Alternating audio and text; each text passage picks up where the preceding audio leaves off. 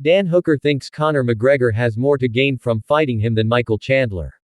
McGregor 22-6 MMA, 10-4 UFC, was slated to return against Chandler 23-8 MMA, 2-3 UFC, but after he withdrew from their UFC 303 booking in June, Chandler decided to move on.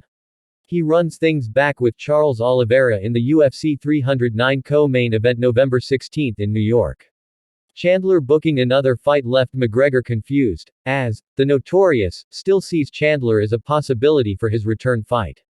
However, Hooker 24-12 MMA, 14-8 UFC thinks Chandler no longer makes sense for McGregor.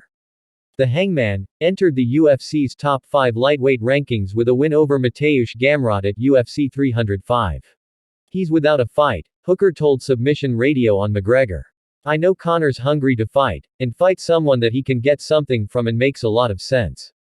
That's why I feel like Chandler kind of sitting there and waiting, and not staying active, you kind of lose. What does he get out of beating Chandler? He knocks out Michael Chandler in the first round. Conor McGregor doesn't even get in that top 5 off of that performance. Hooker is confused to see Chandler run things back with Oliveira 34-10 MMA, 22-10 UFC. He understands Chandler's motivation to avenge his 2021 title loss, but doesn't see much incentive for Oliveira. He teased big news coming up for himself, too.